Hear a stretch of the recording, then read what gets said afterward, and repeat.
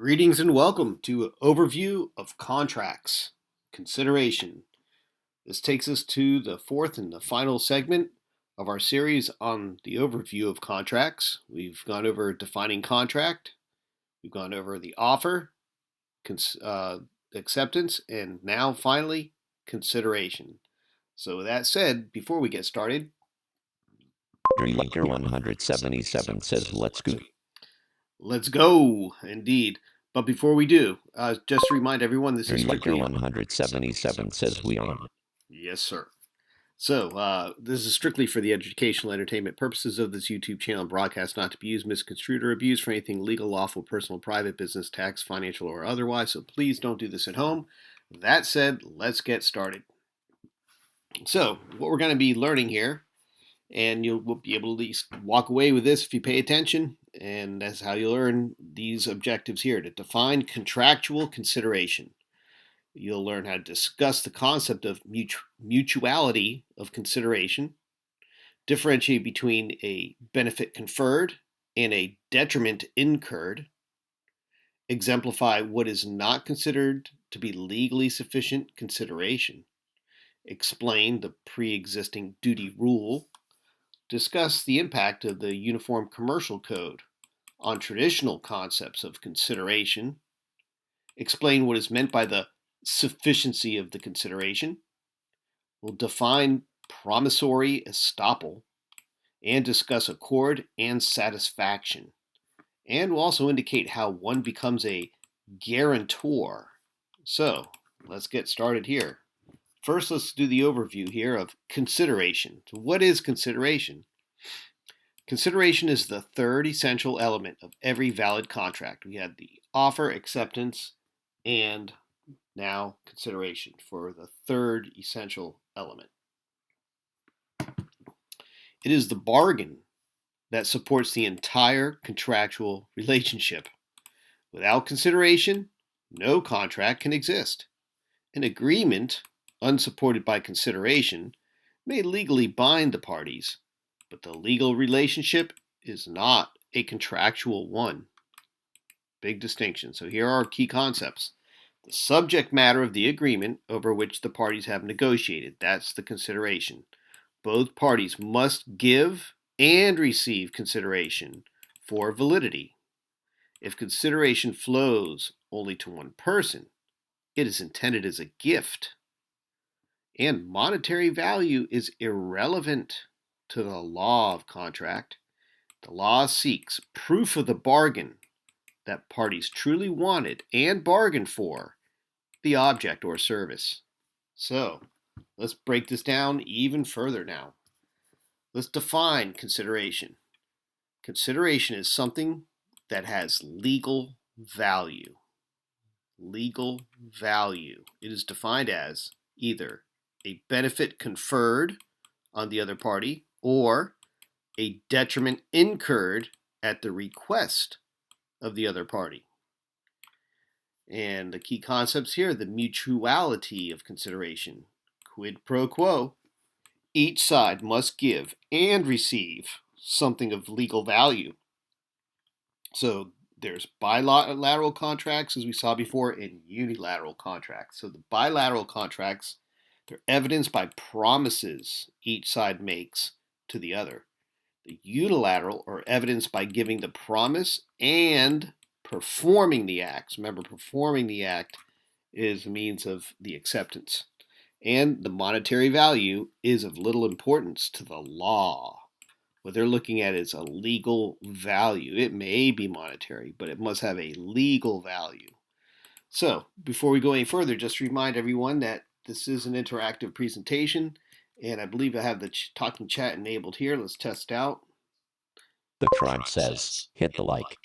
Yes, indeed. So if you type into the chat, it'll read it back on the screen here and type it up so we can respond or otherwise comment on whatever you have to say here. Let's get to the next slide here. Okay, so let's look over the first one, part of this, the benefit conferred. These are the two concepts here. So what we're looking at here is within the definition, it's something that has legal value. And it's defined, the consideration is defined as a benefit conferred or a detriment incurred. So the first one, easiest to understand, of course, is the benefit conferred. So the exchange of the exact object or service described in the contract. It's usually a good or service that one side sells and the other purchases. The most typical type of consideration is encountered in everyday contracts. This is the benefit conferred. This is the type of consideration in everyday contracts. The key insight here is that both parties give and receive something of value. Each party has conferred a benefit on the other. The consideration is valid. There's a direct exchange of tangible items. There's clear evidence of bargained for exchange. This is going to be important here, the evidence of a bargain for the exchange. It's the most straightforward form of consideration, the benefit conferred. So this should make easy sense. It's usually a good or service that one side sells and the other purchases. So let's look at some benefit conferred examples just to make sure it's clear. So the first example here, Ted offers to sell and William agrees to buy a used textbook for $10. The consideration is the book and the $10. It's a mutuality of consideration. So Ted offers to sell, William agrees to buy. There's a used textbook and there's $10. So we see this exchange here and there's a bargain. Example 2, Irene offers to exchange her gold earrings for Denise's pearl earrings. And Denise agrees. So there's a consideration. Gold earrings and pearl earrings exchanged. There's a mutuality of consideration. And our third example is Leroy is employed as a legal assistant by Smith & Jones, PC, for a salary of $300 per week. The consideration here is the paralegal services, and the other part of the consideration is $300 a week. And I guess that would be considered legally a mutuality of consideration. Remember, the monetary value is not the concern of the law. It's that there is a mutuality here. In each example, both parties give and receive something of value, the essence of mutuality of consideration. Now we get to the more difficult one here, the detriment incurred. What is detriment incurred? It's generally more difficult to comprehend than benefit conferred. It's giving up a legal right at the request of another party. And it's an exchange for something of legal value. So, this is getting a little complicated here, but let's look at some of the three coexisting elements here. All three must coexist for the detriment to qualify as a consideration. So this is all ands. The first one is give up a legal right. The person must sacrifice something they are legally entitled to do. Second one, and at the request of the other party. The detriment must be incurred in response to the other party's request. And we'll get more into this later. And it's an exchange for something of legal value. The detriment must be traded for something with legal significance. So there's our three coexisting elements when it comes to a detriment incurred. So as you can see already, it's a little bit more complicated. But to further illustrate this, let's get on to some examples here. The first is this scenario. Maria's mother is worried about Maria's smoking. Mom offers Maria $1,000 if Maria quits smoking for 1 year. Maria agrees to the terms. So let's break this down with a legal analysis. This is a detriment incurred because Maria gives up her legal right to smoke at her mother's request. The legal right, Maria has the legal right to smoke. The request was made by her mother. The exchange from her mother, $1,000 in exchange for giving up the right.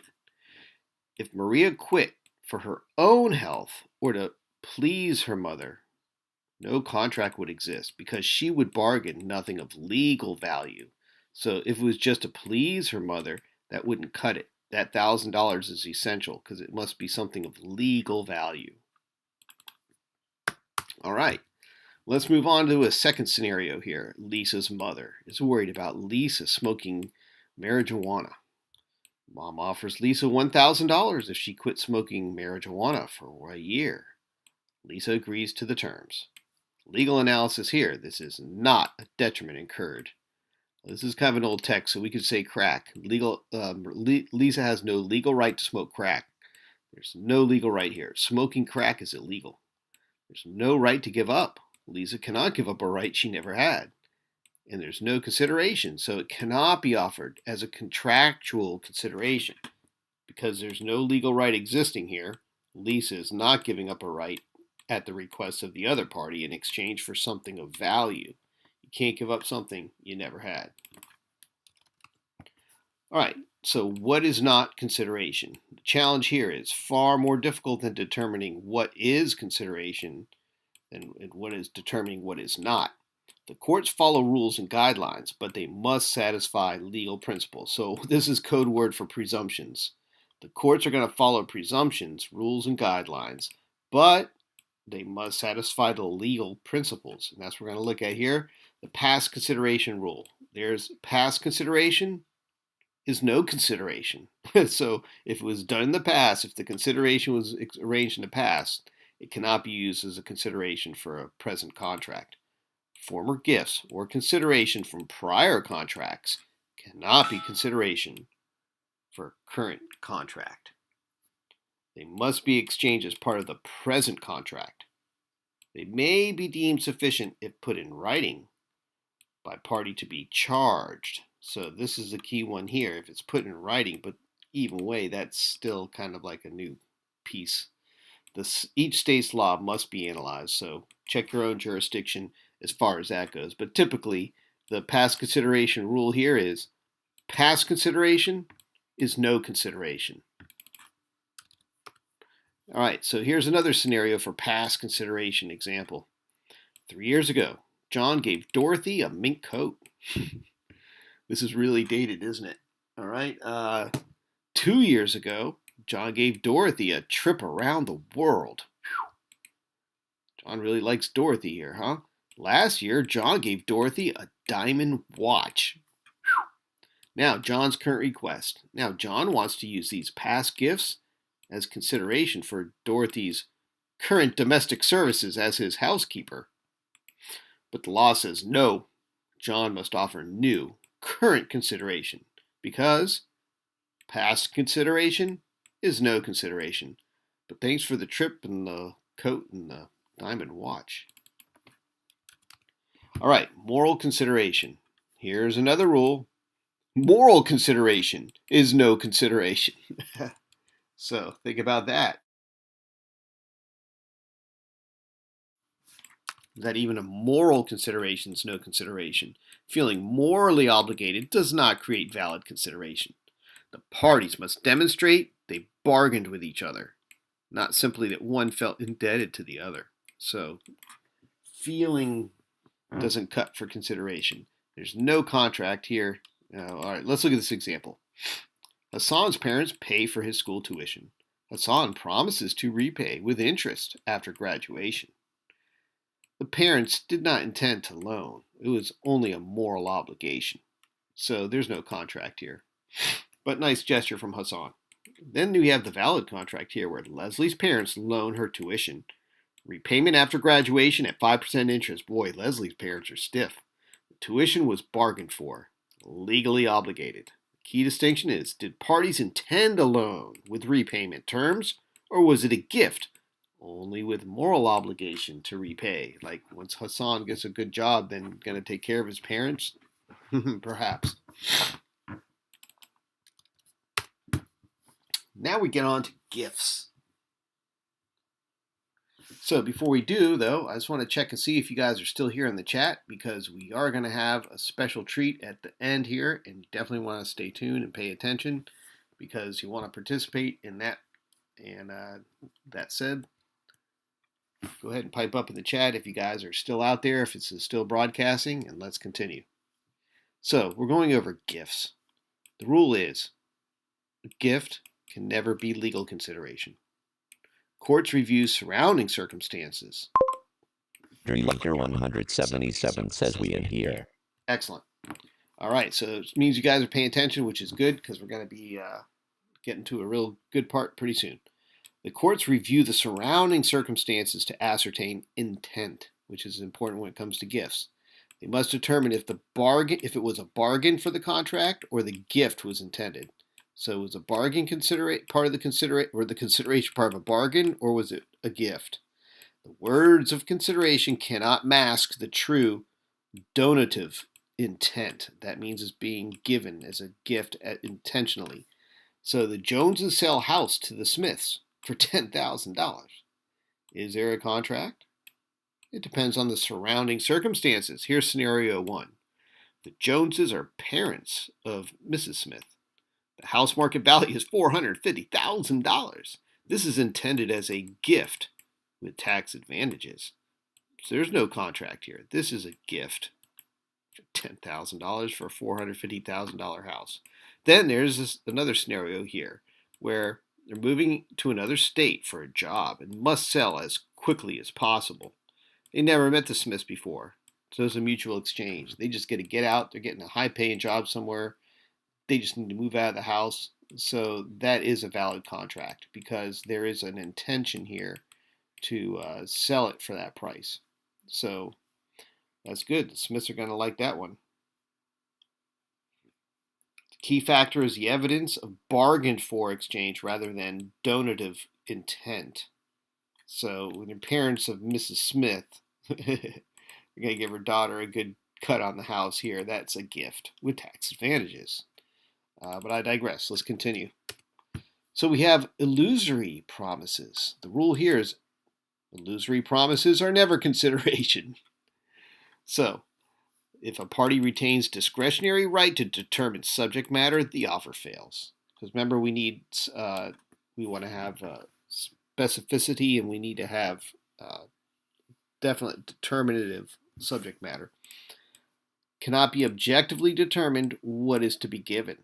That's an illusory promise. Even with words of consideration, it's legally inadequate.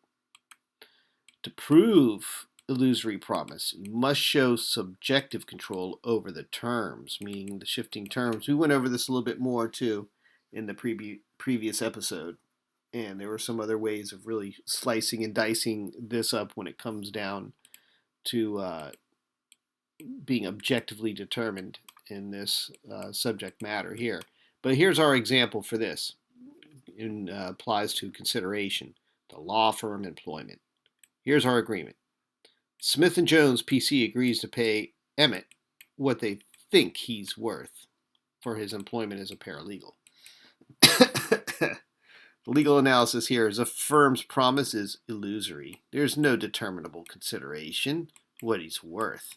So we can't have a definite amount here. Then there's no contract. There's no determinable consideration. No valid offer or contract. Then there's a pre-existing rule duty. The rule is promises to do what one is already bound to do are not consideration. So you see all these rules here are what are not consideration. Lots of things are not consideration. So these are the ones to learn. And then, of course, consideration is something of legal value that's being exchanged. So the pre-existing duty here is a contractual or other obligation. It has nothing to do with the present contract. The other party receives nothing of value. The promise to fulfill pre-existing duty is insufficient consideration. However, there is a Uniform Commercial Code exception. Merchant traders may modify without new consideration, if in good faith. So, if whatever happened somewhere else would satisfy whatever contract they got in good faith here, they can modify it under the UCC exception, but that's for merchants. Let's continue here. There are some other exceptions when pre-existing duty is a consideration. When there's a new consideration, a new or different consideration is given. Then that is an exception. When a pre-existing duty is a consideration. There's a ratification. The purpose is to ratify a voidable obligation. Third person. The duty owed to third person, not the promisee.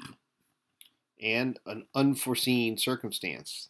Unforeseen circumstances make duty more difficult. But under the UCC, the merchants may modify contractual obligations for sale of goods without new consideration, if made in good faith. We already read that. Let's continue.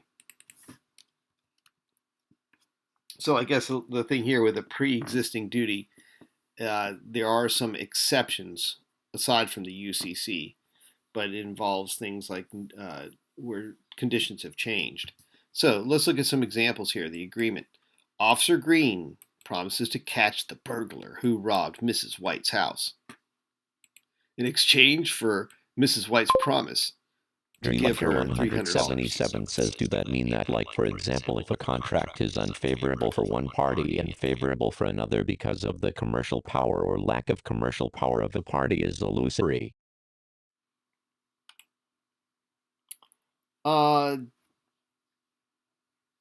Now that's an interesting. Let me jump over back to the slide here. Okay, so that if a contract's unfavorable for one party and favorable to another because of commercial power or lack of commercial power of a party.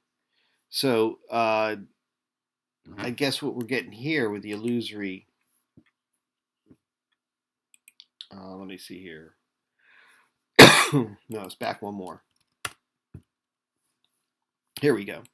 So the illusory promises, it's a party retains, so it's to determine a subjective matter.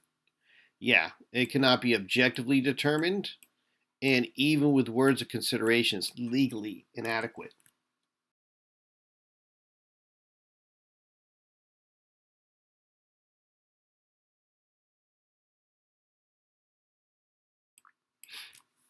Yeah, so to prove an illusory promise, you must show subjective control over the term. So by showing subjective control, it's showing that it's not being objectively determined.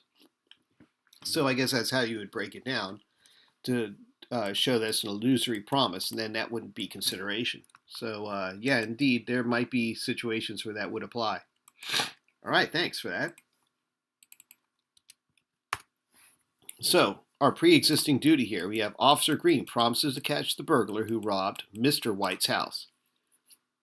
In exchange for Mr. White's promise to give her, I guess Officer Green's a female, in exchange for Mr. White's promise to give her $300. So, geez. There's no contract here because Officer Green is already obligated by virtue of her job to find the thief. She has given nothing of additional value to induce Mr. White's promise. And she has a pre-existing duty to assist Mr. White. Jeez. Promises to perform duties of one already are bound to do are insufficient consideration. Definitely not a contract, but I wonder if Officer Green knows something about this burglar here. All right, but I digress. Let's look at another pre-existing duty example here. Chris owes Fred $200. Chris asks Fred to accept $100 in full payment. There's no consideration for Fred to take $100 now, as he's already owed it. So, yeah, asking him to accept $100, it doesn't. There's no contract here. He already owes him $200, so there's no new agreement here. That's part of a previous one. If there's $100, it has no consideration for the $200. All right. I'm sorry, if he accepts 100, there's no consideration in that 200. It's not part of that contract. Our other scenario here is Chris owes Fred $200, but Chris offers $100 now, here's key, and $110 later. Now Fred receives something of value in addition to what he was previously entitled. The key difference is the new consideration beyond the pre-existing duty makes the compromise valid. So there's the new consideration. That extra $10, right, makes more value than the 200. So there's an extra value here that's being mutually exchanged here between Fred and Chris. Whereas before, what was in it for Fred if all he's getting back is the same 200 he loaned out? Now he's without $200 and he took a risk. But by having an extra $10 come back, now he's getting something in return for that. Now we have a valid contract. All right, here's another pre-existing duty example. The original contract here. Phyllis and Lupe have a contract. It's the sale of Lupe's computer for $300. It's a valid contract with proper consideration. Lupe's computer, $300. Both of value. All right, now we have a proposed modification, though. Phyllis tries to change the contract. Include the thief's computer programs. Wow, for the same price. So who's the thief? I guess Lupe is a thief. The second agreement is invalid. Lupe received no new or additional consideration. The modification must be supported by additional consideration. So there's the thing here. The computer had some computer programs on it, and Phyllis wanted for the same price, but that wasn't part of the contract. It was just the computer. But what's with this thief? It keeps popping up here. All right, let's get on to the sufficiency of consideration. Here's our core concept. It concerns the element of the bargain. Remember, the bargain is essential here. The law is interested in legal value, not monetary worth. Analyze the object, service, or detriment. So we have benefit conferred or the detriment incurred, and the surrounding circumstances, and determine if bargain, not gift, was intended. So that donative intent, or was there actually an intent to bargain? So what the law examines, first the legal value. The consideration must be legally sufficient. The mutuality, both parties give and receive, and a bargain. There's an element of bargaining that exists. Now, bad bargains, or the law does not ensure fairness of every contract. So we have the two great Latin phrases here that I'll wreck for you guys. The caveat emptor, with let the buyer beware, and caveat venditor, with let the seller beware. So everyone's going to beware.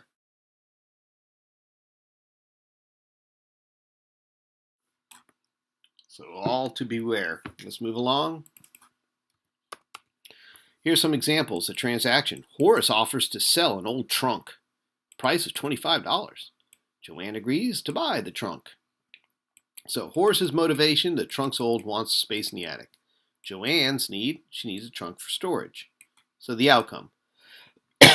Joanne is what I was waiting for. Joanne discovers the trunk's an antique worth $1,000. Joanne made exceptionally good purchase. The legal status, contract's valid. Both parties receive what they wanted. Joanne just made the better deal. Not necessarily fair, but good for her. So let's look at nominal consideration now. What is nominal consideration? It's consideration with obviously small monetary value relative to the consideration exchange. It's always suspect by the law. Courts inquire into surrounding circumstances, but if a bargain can be proved, the contract will stand. Here's an example. The Rolls Royce for $1. Advertisement offers mint condition Rolls Royce for $1 to the first person who presents cash at given day and time.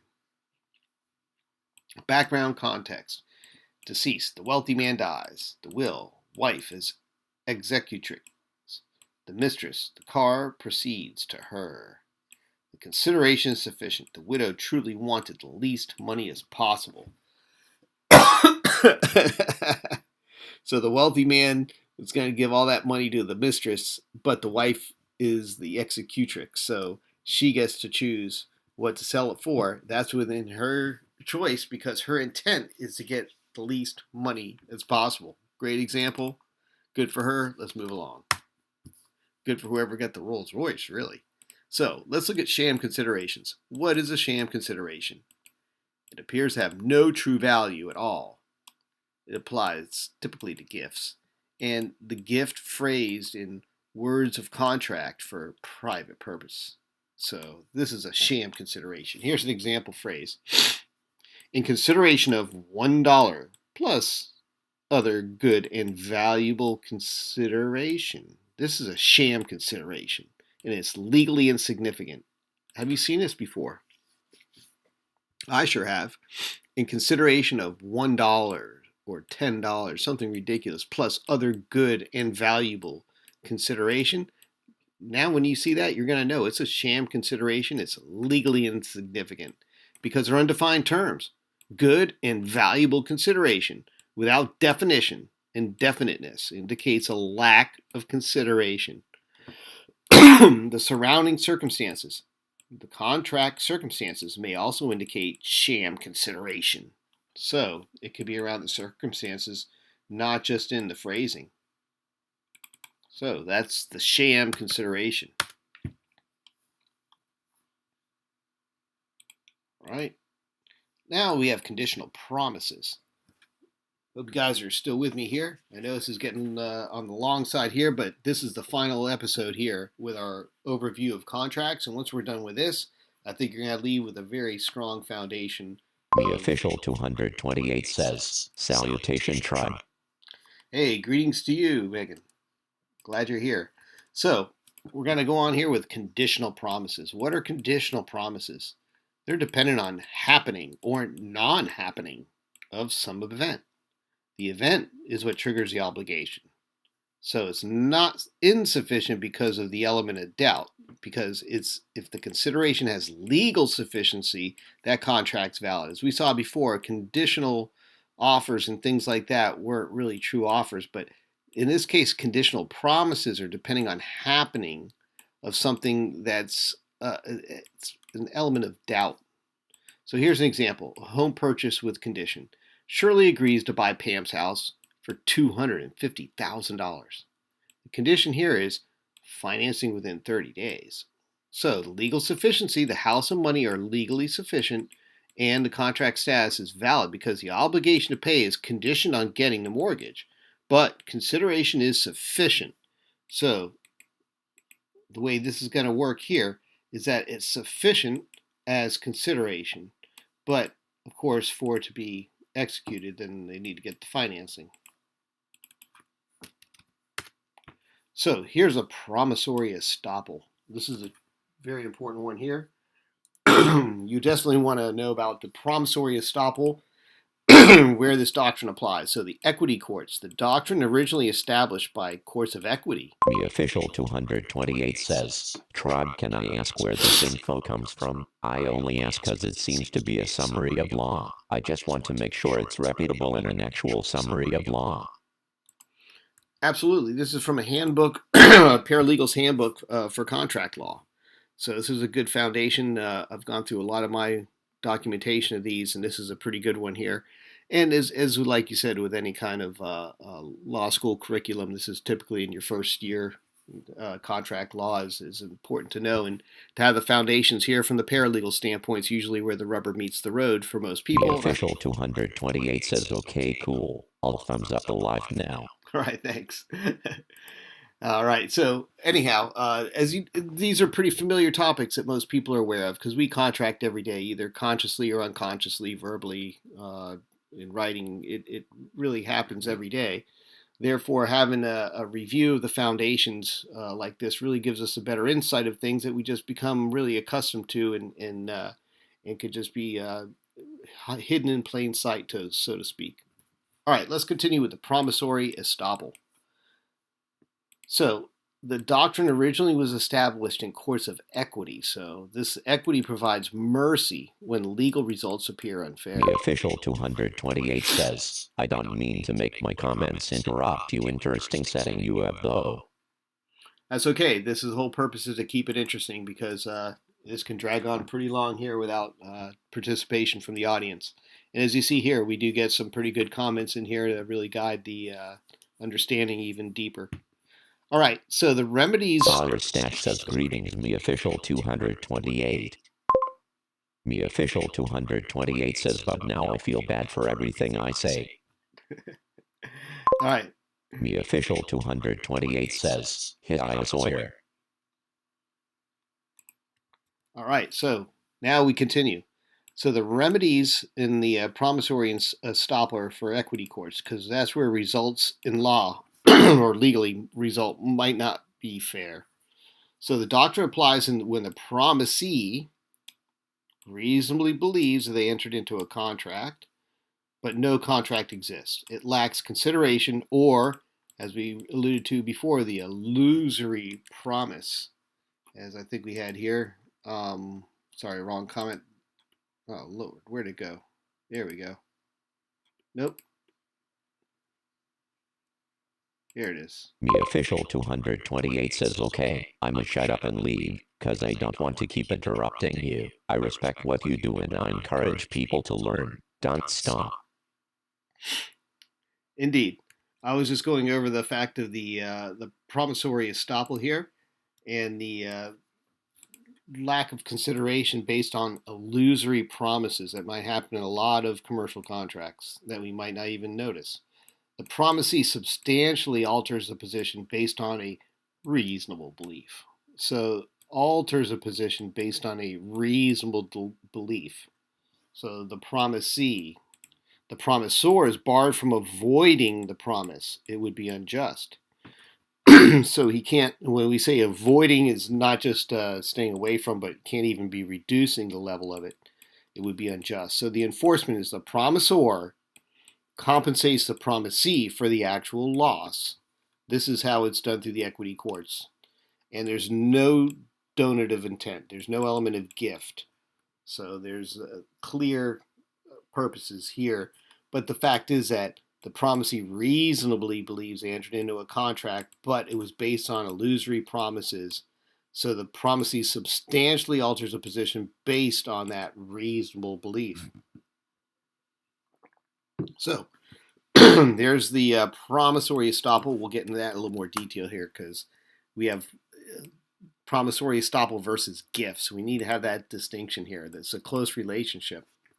The concepts of promissory estoppel and gifts are very closely related because gifts, they must show that the gift was intended. That's that donative intent. There must be an element of donative intent. But with promissory estoppel, the element of donative intent is lacking. So there's no element of giving. That's our big indicator there.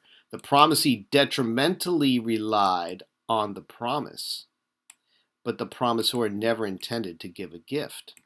So the promisee, the one that's being promised to here, is detrimentally relied on the promise, but the promisor never intended to give a gift.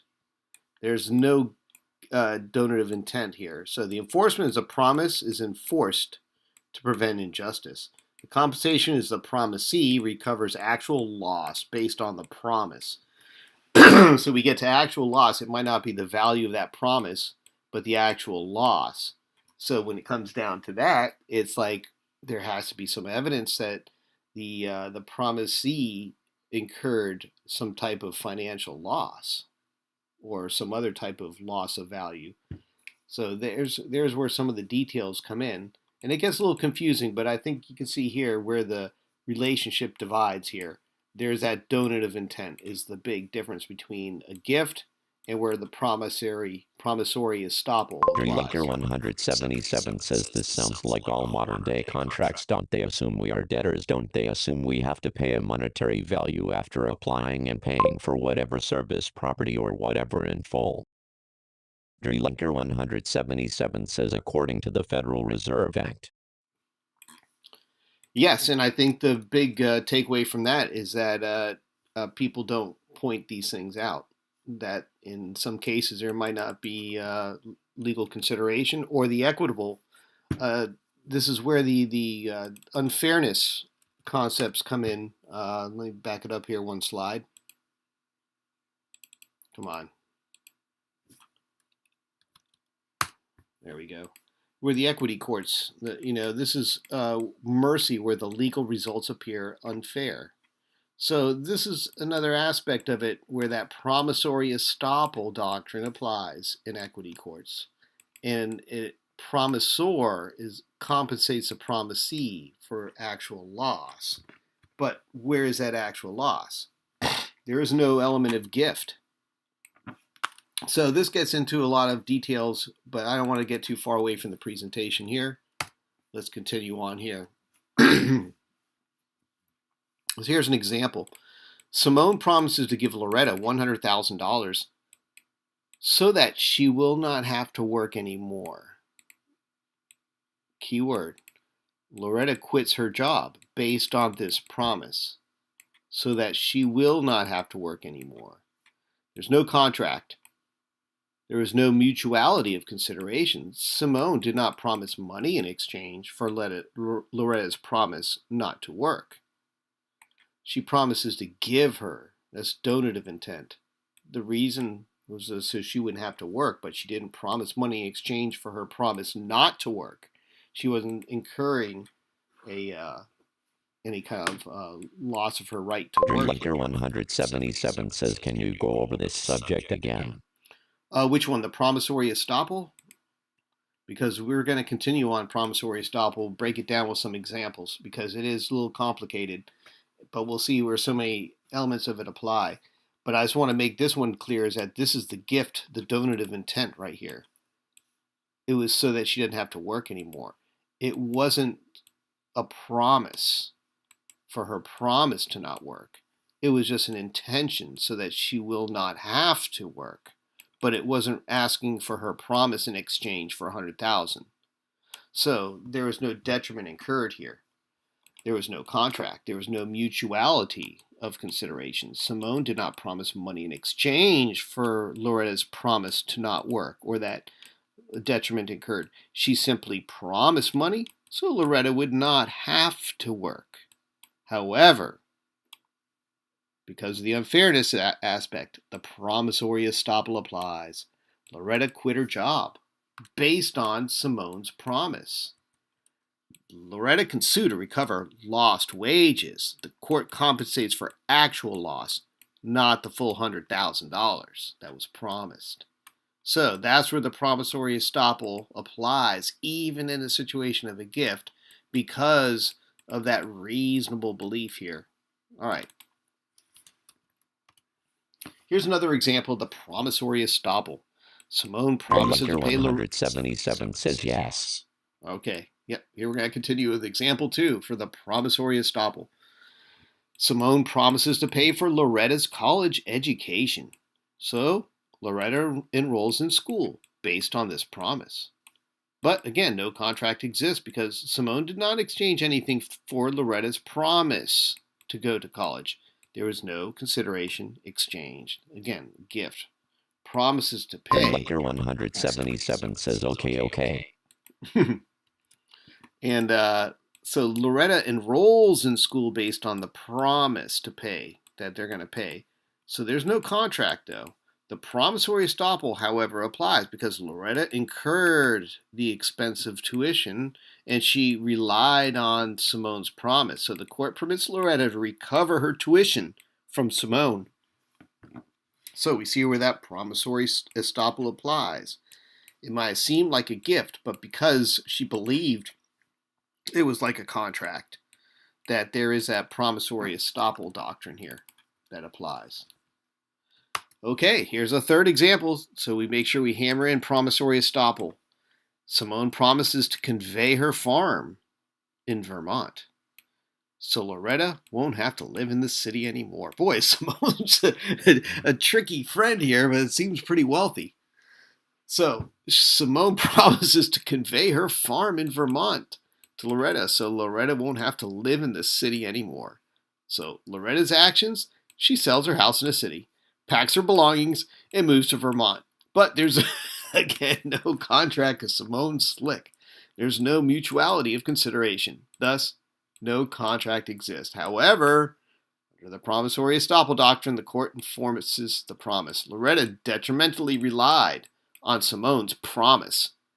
She changed her entire living condition. It would be unjust to let her suffer. So we see where this promissory estoppel applies. Now determining contract versus promissory estoppel to further hammer it in. Contract exists when you look for the mutuality of consideration. Examine the intent of the offeror. Remember, the offer is when it sets the terms of the contract, so examine the intent of the offeror and consider illusory nature of promise. Nice ways right here. 3 little points to check here. Really hammers apart a contract. If mutuality or legal sufficient consideration and contractual intent can be shown, a contract exists.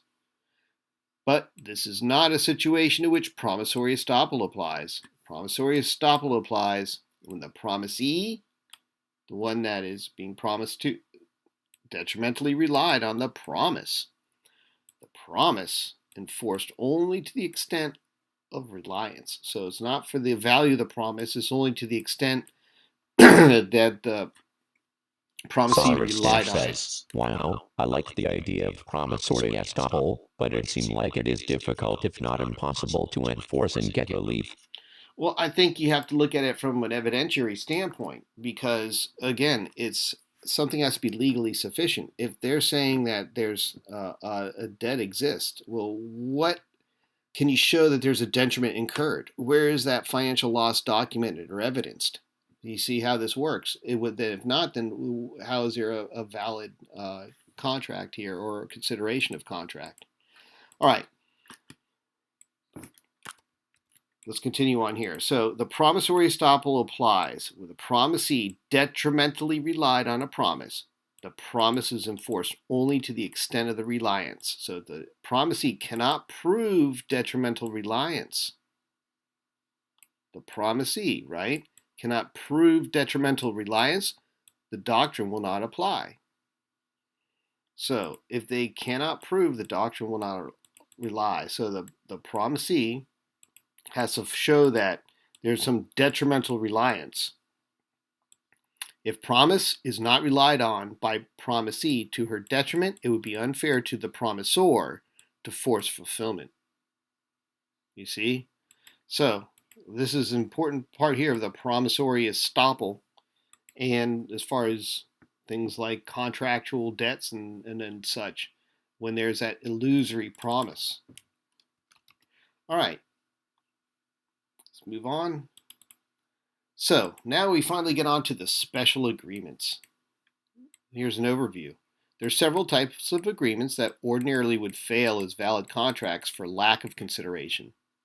But because of formality of circumstances, remember the circumstances also can dictate it, and the dictates of public policy stand as enforceable obligations. So here's the types. There's accord and satisfaction. So this is an interesting one here too. The charitable subscriptions, debtors' promises, guarantees, and then formal contracts, usually statutory types. Let's see these in more detail now.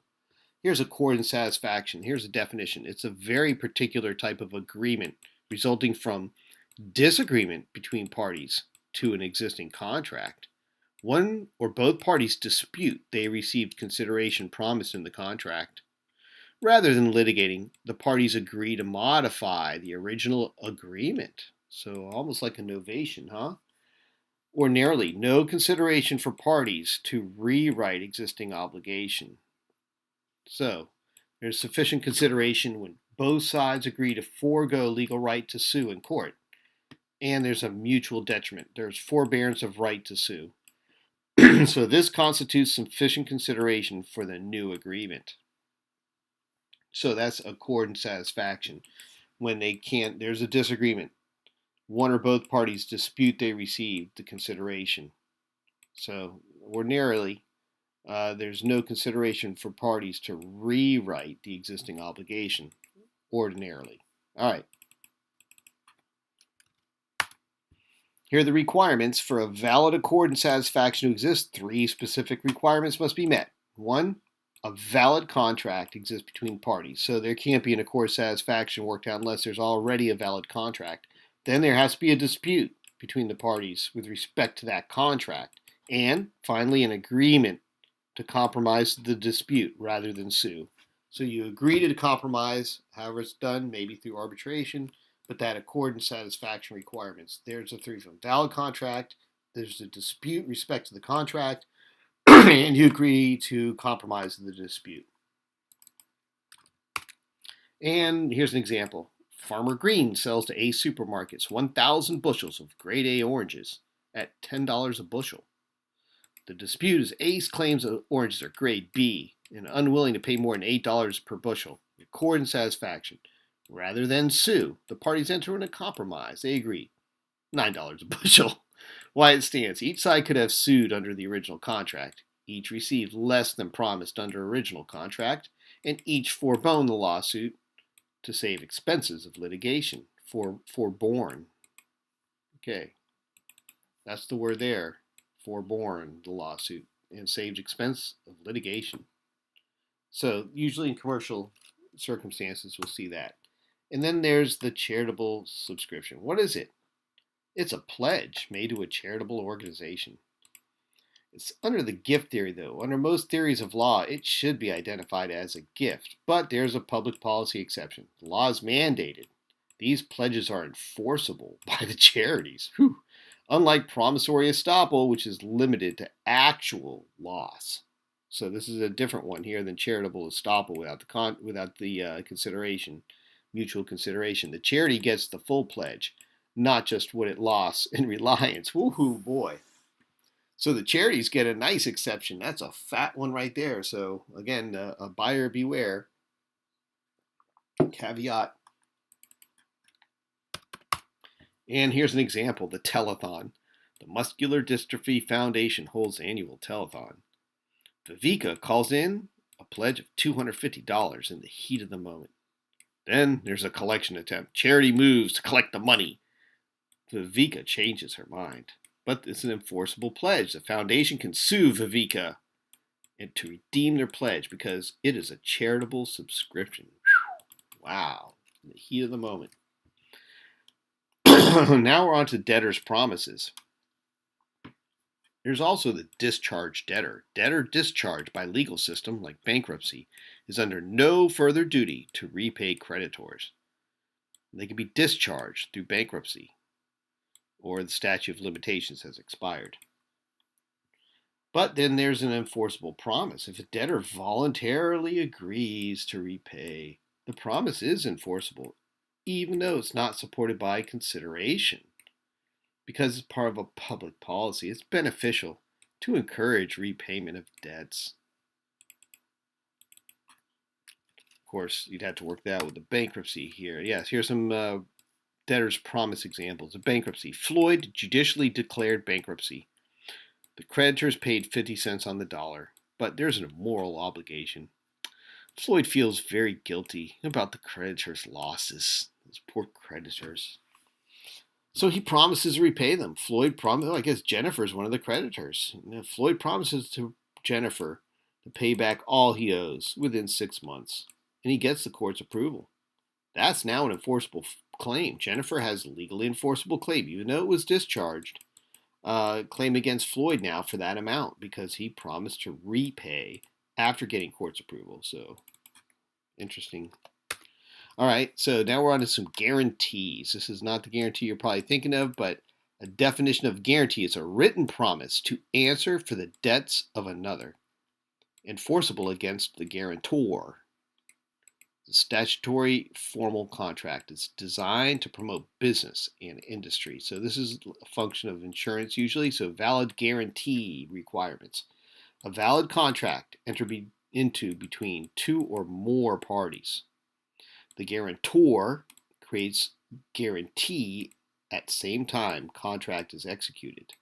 The guarantee must be in writing. All right. So what are we talking about?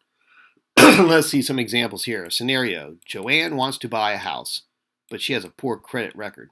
The bank grants a mortgage if the parents guarantee. What is a valid guarantee? The parents sign as guarantors when Joanne takes out a loan. The guarantor's role is the parents agree to answer for Joanne's payments if Joanne does not pay. Co-signers versus guarantors. Here's our distinction. The co-signers are equally bound with obligor. The creditor can pursue co-signer instead of obligor. They're equally bound. Joint and several liability can sue any party. That's with the co-signers. So guarantor is a little bit better, and some agree, but with a guarantor, it could also be conditional. See, there's an if. All right, here's another example here. Here's an invalid guarantee. Joanne has excellent credit. The bank loans money on Joanne's signature. 2 years later, Joanne loses her job. This is not enforceable. The guarantee is not enforceable because Joanne already received consideration prior to the guarantee. So the additional considerations required here. The bank must give Joanne additional consideration at the time the guarantee is given. Extend the payment time, reduce the interest rate, or provide additional money. The key requirement is the guarantee must be given at the same time obligation is incurred. So, additional consideration required at the time the guarantee is given. So,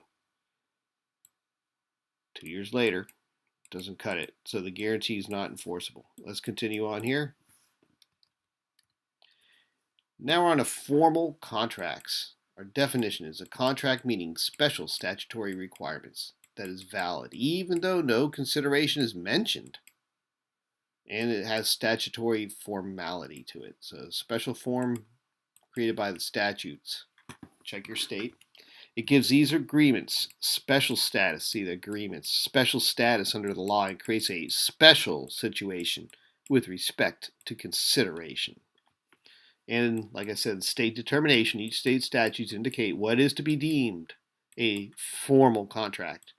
The requirements may include written form, seal, witnesses, notarization, or other formalities specified by law. Seal was one of the traditional ones there. Let's continue. All right, we're getting near to the end here, and we're going to have some really good parts coming up. No, we're there. Sample clauses. So below or next slide are going to be some sample clauses demonstrating the principles that we've discussed here, including an accord and satisfaction clause. We're going to look at a bill of sale clause and a guarantee clause. So you're going to leave here being able to have some good templates of the following clauses here. So here's an accord and satisfaction clause. It's a compromise agreement resolving disputes between parties.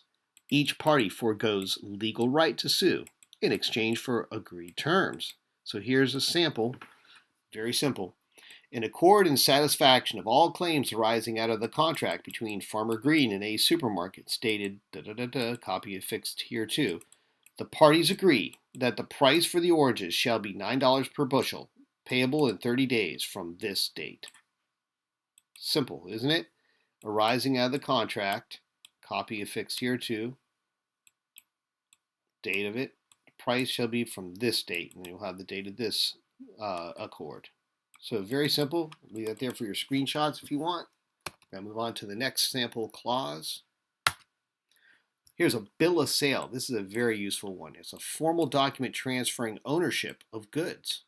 It includes consideration and itemization, very important. So, known all men by these presents that I, name here, of whatever family, whatever, in consideration of $100 to me paid by, of, so name, company, or family, whatever, have bargained and sold to said, enter it in here, the item of the following goods and chattels, to wit. And here's where you have it all itemized. So, witness by hand and seal this day here, have your date and the signatures. So very formal. This is a great common law bill of sale, but the essence is here for anything you'd want to do if you want to have it more modern. But that said, that would suffice as a bill of sale. Let's move along to the next sample. Here's a guarantee. It's a written promise to answer for the debts of another. It's enforceable against the guarantor when properly executed, which is unlike a surety, which is unconditional. The guarantee is conditional. In consideration of the mortgage entered into this day, here's the date, between parties here and bank, we, the undersigned, do hereby guarantee all payments due under said mortgage should said mortgagor be found in default. And there's where the signatures go.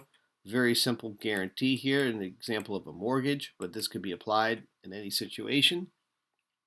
Let's move along here. So our summary, the core concept for consideration. The third essential element of valid contract. Subject matter, parties bargained for. That's what the consideration is, a subject matter that the parties bargained for. They have to bargain, and this is the subject matter they bargained for, the consideration. It's a benefit conferred or a detriment incurred. There has to be a mutuality of consideration required, otherwise it's a gift. There's sufficiency and exceptions. There's market value is not important. It doesn't have to be a monetary value, and as we saw with the angry widow, want to make sure that Rolls Royce went for the least amount because that money was going to be sent over to the mistress, which she wasn't very fond of. The past moral consideration is insufficient, so those are all no considerations. Past considerations, no consideration. Moral considerations, no consideration. Gifts, illusory promises are inadequate, and public policy exceptions do apply, though. Here are some of those public policy exceptions. As we saw here with our samples, we have the accord and satisfaction agreements. Oh boy, those charitable subscriptions, debtors' gratuitous promises, and written guarantees and formal contracts. Formal being the statutory forms we were talking about. Now the promissory estoppel, important one we went over here, enforces promises without consideration. This is usually part of equity. The promisee detrimentally relied on a promise.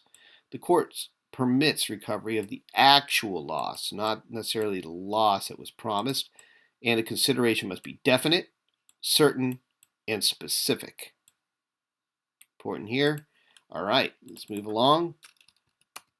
So our synopsis, consideration, it's a benefit conferred or a detriment incurred. Each side must give and receive.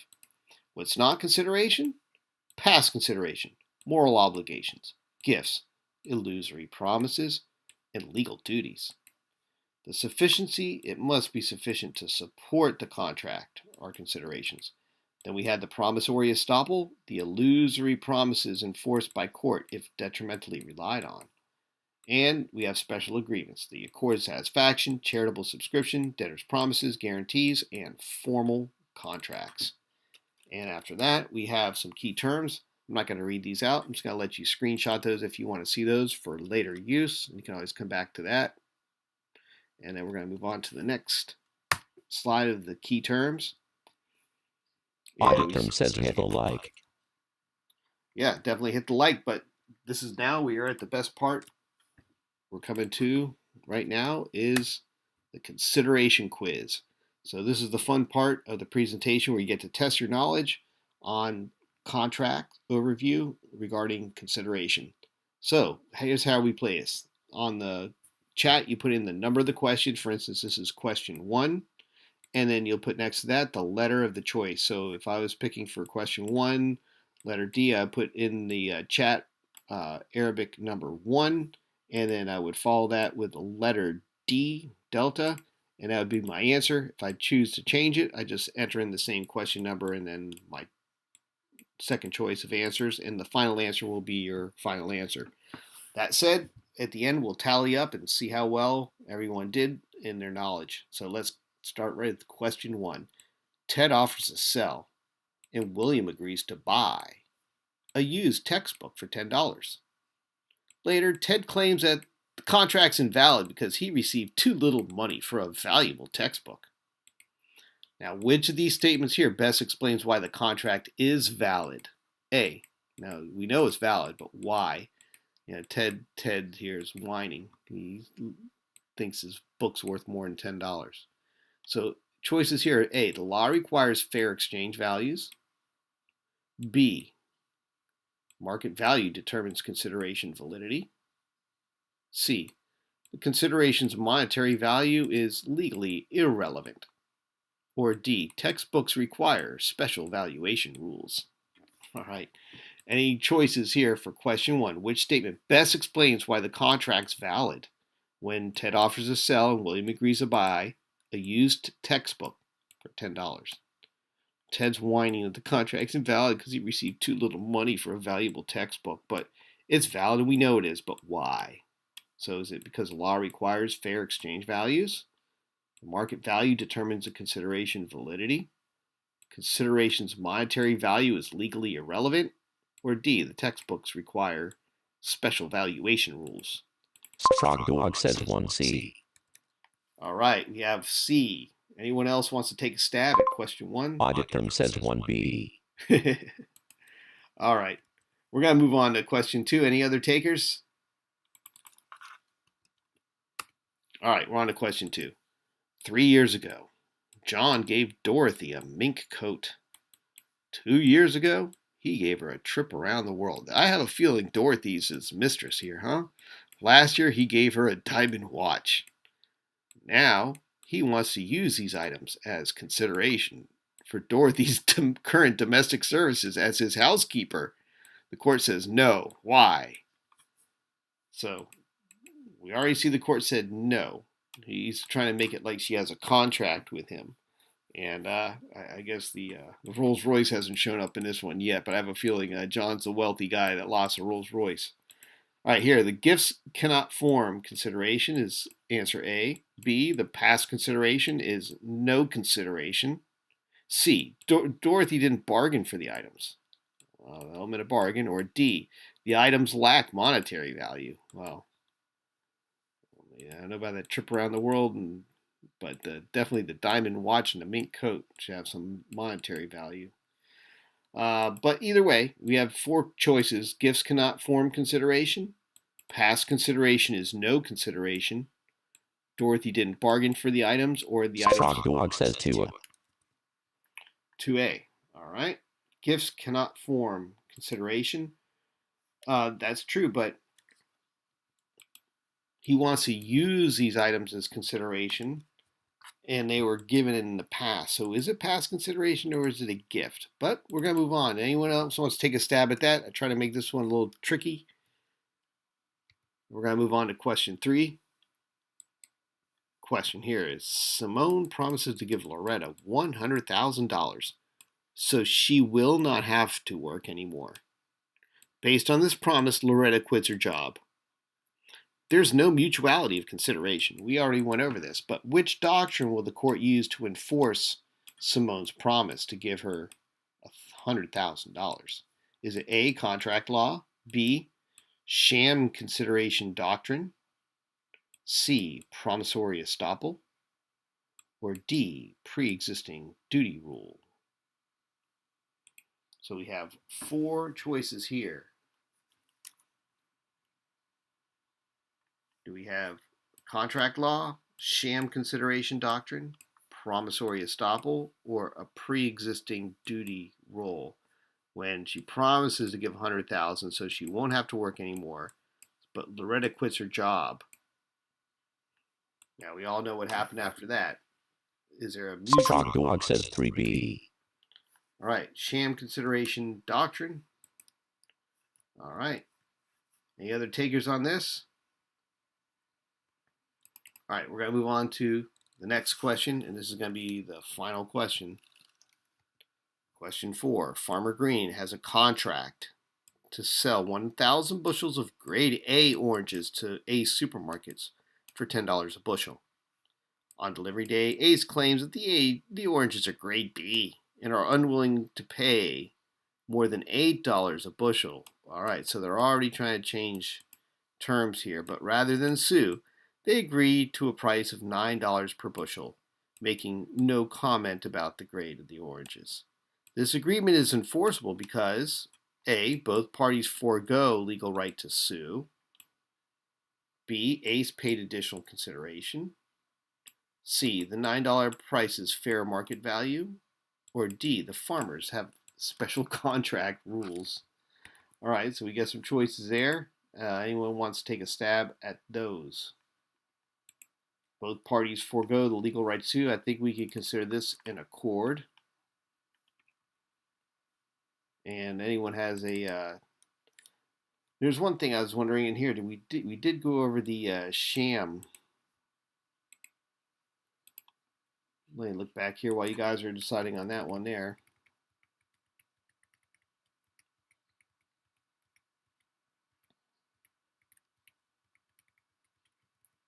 The sham considerations. Yes, we did. Okay. So we've gone over everything here. What do we got for question 4? We got to have some takers on this. We're going to go over the answers now. So 1,000 bushels, grade A. They end up looking like grade B. They only want to pay 8, but then they agreed on 9. It seems like an accord. What does an accord mean? Is it A, both parties forego legal right to sue? Or Ace paid an additional consideration, new consideration? Frog Dog says 4C. The $9 price is fair market value, or the farmers have special contract rules. Okay, so we have 4C. All right, we're on to the answers now. And here it is. The answer keys. For question 1, Ted sells a textbook to William for $10, which explains why the contract is valid. The answer was C. The consideration's monetary value is legally irrelevant. The mutuality exists between the parties. He can't complain about the definitely get that one right. Excellent. Can't complain later about he should have got more for it. Sorry about that. All right, we're on to question 2. John uses past gifts as consideration. Why is the contract invalid? And the correct answer is B, that past consideration is no consideration. Even though they're past gifts, it was something done in the past. So that's the rule that applies. You cannot support a new contract. It must be bargained for in the current agreement. So even if they were gifts and they got bargained for in the current agreement, you might be able to make it a consideration somehow. But because they're done in the past, past consideration is no consideration. So the correct answer was B on that one. Now, on question 3, Simone promises to pay $100,000, but Loretta quits her job. Which doctrine enforces the promise? And the answer is C, the promissory estoppel, because she detrimentally relied on the promise despite lack of consideration. So promissory estoppel is the one that applies on that. Question 3. Yeah, there it is. So that's the one that applies, the doctrine, the promissory estoppel doctrine. And finally, question 4. Farmer Green and Ace supermarkets have a dispute. Why is $9 a bushel for their agreement enforceable? And the answer is A, because they formed the accord. Both parties forego the lawsuit, and that constitutes a sufficient consideration. It applies to accord and satisfaction agreements. So, tricky stuff here. I want to make sure that it gets you thinking, which it seems to have done. And I definitely don't make these easy. And these are, we're working on graduate level text. So this is something that really should test your knowledge to its full abilities. And that makes it worthwhile for you all to be here, I hope. So I hope you all enjoyed this and learned something along the way, as I did. Because when it comes to contracts, the details end up being what really matter in the end. And having these foundational principles solid really helps you get through the details quicker and where they really matter. So with that said, salute to you all for being here, and I hope to see you all in the next one. Thanks for participating in the fun quiz, and we'll see you on the next one. Peace out.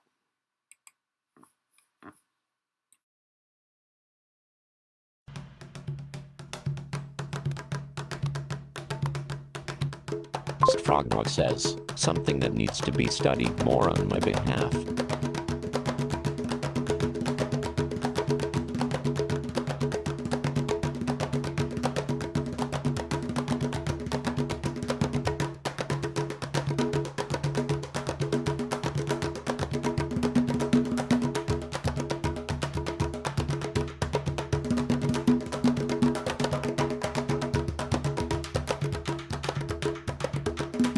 The tribe says, we all need to keep sharp on this subject.